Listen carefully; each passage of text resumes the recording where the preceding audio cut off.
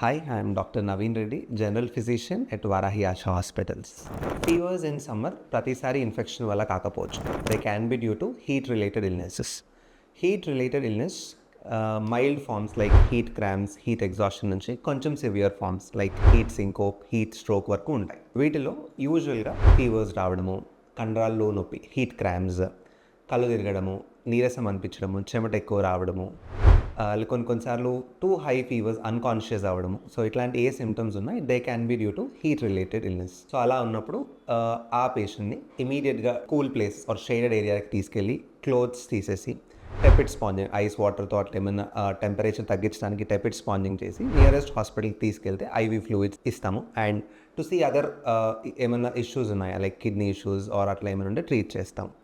Heat illness అనేది ఎక్స్ట్రీమ్స్ of ఏజెస్లో common. They can be common in very young age or very elderly age or patients with diabetes, chronic conditions like cancer or immunosuppressed conditions, ఇట్లాంటి వాళ్ళలో risk ఎక్కువగా ఉంటుంది. So fevers సమ్మర్లో వచ్చినప్పుడు ప్రతిసారి ఇన్ఫెక్షన్ కాకపోవచ్చు. సో హీట్ రిలేటెడ్ ఇల్నెస్ కూడా అయ్యి ఉండొచ్చు. సో వాటి గురించి కూడా ఆలోచించి ట్రీట్ చేయాల్సి ఉంటుంది.